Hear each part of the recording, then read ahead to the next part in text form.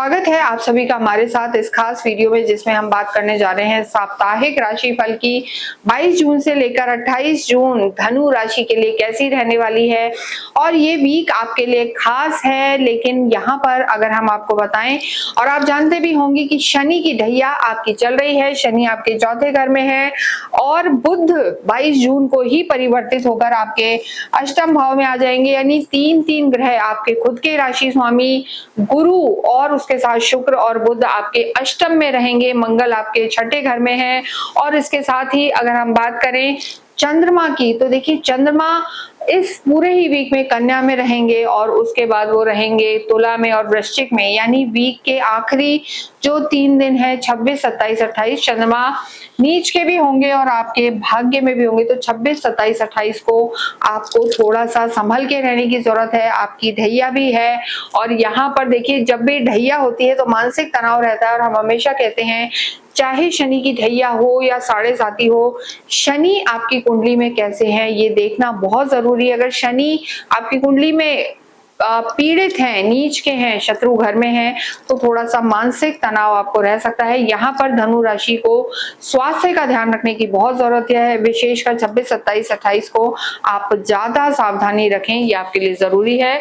इसके साथ ही करियर की जब हम बात करते हैं तो देखिए करियर के जो लॉर्ड हैं 10th हाउस बुध भी समय आपके अष्टम में चले गए हैं। तो आप अगर कोई भी पैसा अपना कहीं लगाना चाहते हैं, इन्वेस्ट करना चाहते हैं, निवेश करना चाहते हैं, तो यहाँ पर धनु राशि को बहुत ज्यादा संभलने की जरूरत है। सेजिटेरियस के लिए काफी ग्रह छठे आठवें में है, साथ ही इस वीकेंड में 12वें भाव में चंद्रमा चले जाएंगे। तो ये समय आपको करियर पर ध्यान देने की जरूरत है। मानसिक तनाव रह सकता है, इन्वेस्टमेंट वगैरह नहीं करने हैं इस समय, गो विद द फ्लो।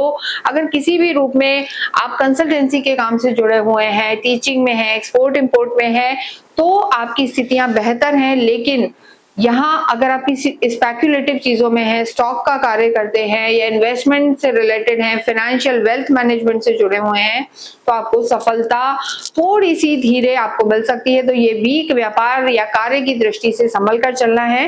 लेकिन देखिए सूर्य का आपके सप्तम में होना यहाँ पर और सीधे दृष्टि देना, यानी सरकारी क्षेत्रों से आपको लाभ हो सकता है, ये स्थिति यहाँ पर नजर आ रही है। तो कार्य में थोड़ा सोच समझ कर चलें, पार्टनरशिप में थोड़ा सा ध्यान रखें और पैसे के लेन देन से बचें। और विशेषकर एंड ऑफ द वीक यानी 27, 28 को थोड़ा सा ज्यादा केयरफुल रहें, इंपल्सिव डिसीजन ना लें। इसके साथ ही अगर हम बात करें लव लाइफ की, लव लाइफ के लॉर्ड मंगल हैं, छठे घर में है। देखिए मंगल का 6th हाउस में होना रोग ऋण शत्रु हंता बनाता है। यानी बीमारियां होंगी, छोटी मोटी परेशानी आएगी, लेकिन कुछ मेजर नहीं होगा, ये बात यहाँ पर आप निश्चित रूप से मान ले। लेकिन लव लाइफ को संभालें, मंगल लॉर्ड हैं और शत्रु घर में चले गए हैं। एग्रेशन यहाँ पर आपको दिक्कत दे सकता है, आर्ग्यूमेंट से आपको बचना है। और जब नीच के चंद्रमा आपके 12वें भाव में रहेंगे 27, 28 तारीख को, तो यहाँ पर आपको अपनी लव लाइफ को संभाल कर चलना है। अगर यहाँ पर हम रिश्तों की बात करें, चाहे लव लाइफ हो, संतान हो या वैवाहिक जीवन हो, तो सूर्य और मंगल की स्थिति थोड़ी सी एग्रेशन वाली, यानी आप अपनी संतान से भी बात करें तो ज्यादा हावी एग्रेसिव होके ना करें, वरना दिक्कत आ सकती है। प्यार प्यार से संभालें, समझाएं, तो यहाँ पर रिश्ते बने रहेंगे। वैवाहिक जीवन में सूर्य का होना, शनि का होना, मंगल राहु केतु का होना बहुत ज्यादा शुभ नहीं माना जाता है। तो वैवाहिक जीवन में भी सूर्य की जो स्थिति है, यहाँ पर आपको आर्ग्यूमेंट से बचना है। विशेषकर 26, 27, 28 को कॉन्फ्लिक्ट हो सकते हैं, अननेसेसरी का कोई विवाद हो सकता है। तो रिश्तों के लिए इस वीक में आपको थोड़ा सा एफर्ट डालना पड़ेगा, धनु राशि को संभालने की जरूरत है। और इसके साथ ही एजुकेशन की बात करें तो हमने बताया एजुकेशन के लिए समय अच्छा है। सरकारी क्षेत्रों से रिलेटेड कोई एग्जाम की तैयारी कर रहे हैं तो सफलता मिल सकती है। और इसके साथ साथ हायर एजुकेशन के लिए भी समय यहाँ पर अच्छा है। लेकिन कोई आप ऐसी साइंसेस पढ़ रहे हैं, अकल्ट साइंस है, ज्योतिष है या हिडन कुछ है, रिसर्च का कार्य है, तो धनु राशि को सफलता निश्चित रूप से मिल सकती है। गुरु, शुक्र और बुध का अष्टम में होना, रिसर्चर आप हैं, अकल से जुड़े हुए हैं या सरकारी क्षेत्रों से जुड़े हुए हैं, तो ये वीक आपके लिए अच्छे परिणाम देने वाला होगा। इसके साथ ही अगर हम बात करते हैं धन धान्य की, तो खर्चे आपके हो सकते हैं, खर्चों से आपको बचना है और एक्स्ट्रा वेगेंसी ना हो, इस चीज का आप ध्यान रखें। और इसके साथ साथ ही थोड़ा सा सतर्क रहें, अपव्यय यहाँ पर हो सकता है। इसके साथ धनु राशि के लिए जैसा हमने कहा, ढैया आपकी चल रही है, तो मानसिक तनाव से बचना होगा, ओवरबर्डन्ड आप फील कर सकते हैं।